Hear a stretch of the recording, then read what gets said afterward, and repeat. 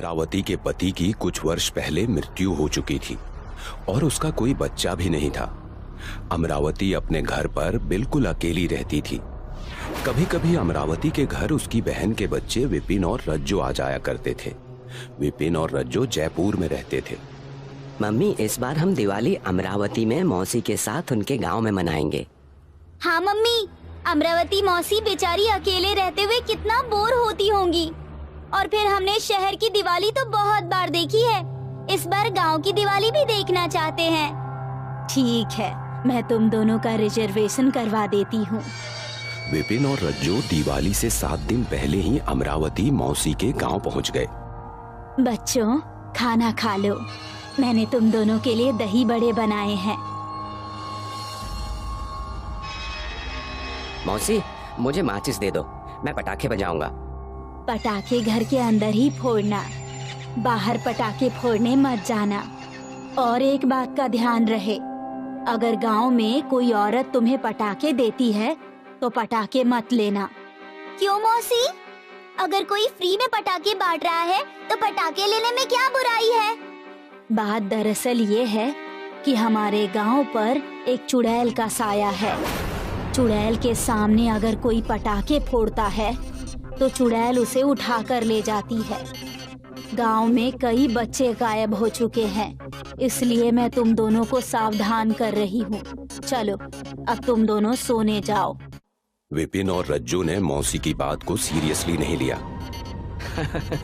मौसी भी कैसी गांव वाली बातें करती हैं। मौसी को नहीं पता कि हम शहरवासी हैं और चुड़ैल जैसी चीजों पर विश्वास ही नहीं करते हैं। विपिन और रज्जो हर रोज शाम को गांव के बच्चों के साथ क्रिकेट खेलने जाते थे। क्रिकेट खेलने के बाद सभी लड़के पटाखे बजाते। चलो भाइयों, अपने अपने घर लौट जाओ। अरे अभी तो रात होना बस शुरू हुई है और पटाखे बजाने का असली मजा तो रात में ही है। क्या तुमने दिवाली पर आने वाली चुड़ैल के बारे में नहीं सुना? सुना है, लेकिन विश्वास नहीं होता। तो ठीक है, घर के बाहर रात में पटाखे जलाकर देखना, तब तुम्हें पता चलेगा। ऐसा कहकर सारे बच्चे अपने अपने घर लौट गए। सिर्फ विपिन और रज्जो ही अकेले ग्राउंड में रह गए। मुझे डर लग रहा है, हम अकेले रह गए और अंधेरा भी हो चुका है। हमें घर चलना चाहिए। तुझे घर जाना है तो जा, मैं कुछ देर बाद ही घर जाऊंगा। रज्जो भी घर लौट गई। सिर्फ विपिन ग्राउंड में रह गया। विपिन 1 घंटे तक अंधेरे में खड़ा रहा, लेकिन उसे कोई दिखाई नहीं दिया। मौसी भी हमें खाली पीली डरा रही थी। अब मैं पटाखे बजा कर ही घर जाऊंगा।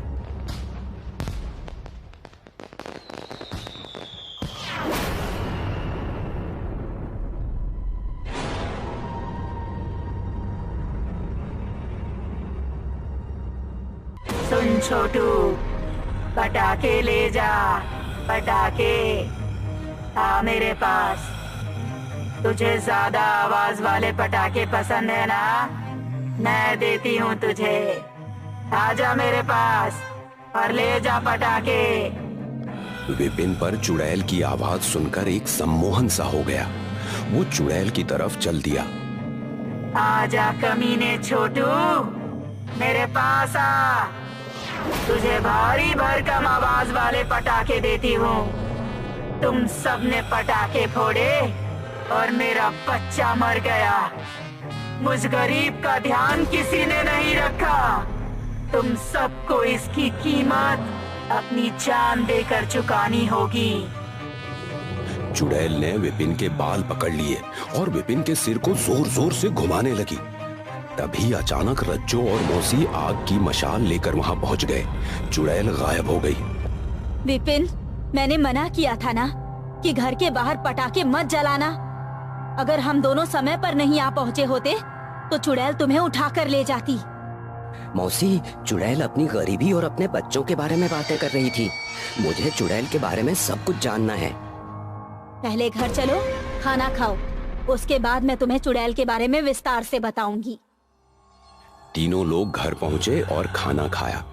तब मौसी ने विपिन रज्जो को बताया, बहुत समय पहले गांव में रूपा नाम की एक गरीब विधवा रहती थी। जब उसका बच्चा सिर्फ 6 महीने का ही था, तभी रूपा के पति का निधन हो गया। दिवाली के दिन सभी लोगों के घर जब दिए दीपक जल रहे थे, तब रूपा के घर घनघोर अंधेरा छाया हुआ था। लोग पटाखे फोड़ रहे थे। किसी ने एक भारी भरकम बम रूपा के घर में फेंक दिया। रूपा के बच्चे के कानों की आवाज चली गई।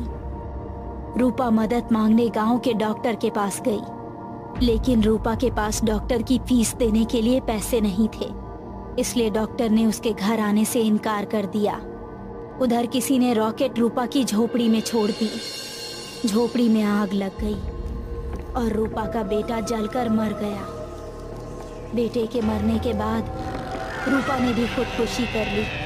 वही रूपा चुड़ैल बन गई है और अब हम गांव वालों को सताती है। मैं सब समझ गया मौसी, लेकिन भगवान का शुक्र है कि मैं बच गया। नहीं, चिंता की बात तो यही है कि तुम चुड़ैल के चंगुल में फंस गई। चुड़ैल एक बार जिसको देख लेती है फिर उसका पीछा नहीं छोड़ती। अब मुझे तुम्हारी बहुत चिंता हो रही है। चुड़ैल रोजाना विपिन को ढूंढने के लिए गांव में आने लगी।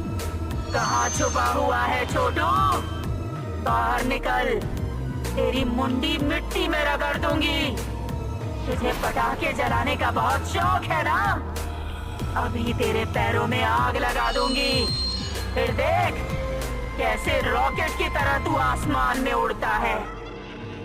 चुड़ैल जब आती थी तो विपिन डर के मारे कमरे का दरवाजा बंद करके रजाई ओढ़ लेता था। मुझसे बचकर कहाँ जाएगा छोटू? तेरी गर्दन काट कर ही रहूंगी। चुड़ैल के रोज रोज गांव में आने से गांव के लोग भी परेशान हो गए। गांव वालों ने विपिन और रज्जू की मौसी से कहा, तुम्हारी बहन के बच्चों ने हम सब के लिए खतरा पैदा कर दिया है।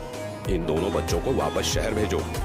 इस समस्या का इलाज नहीं है, क्योंकि चुड़ैल इन दोनों बच्चों का वहाँ भी पीछा करेगी और फिर हम लोग चुड़ैल के चंगुल से छूटेंगे नहीं।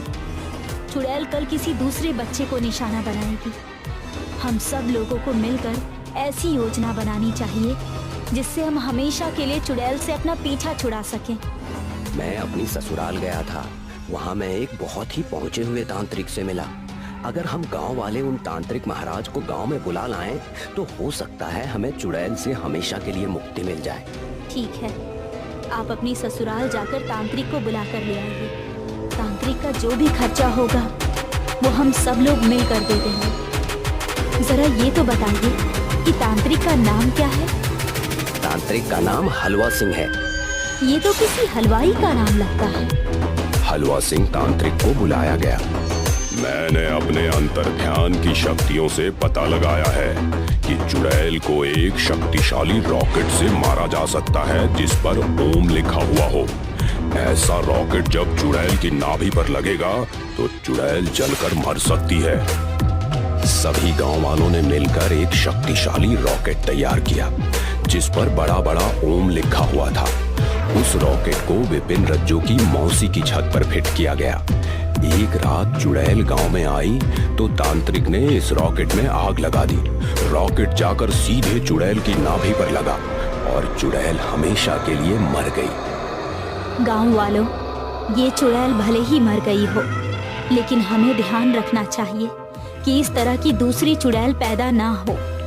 अपनी खुशियां मनाने के नशे में हमें दूसरों को बिल्कुल भूल ही नहीं जाना चाहिए। त्योहारों पर अमीर लोगों की अपनी खुशी गरीबों के साथ शेयर करनी चाहिए।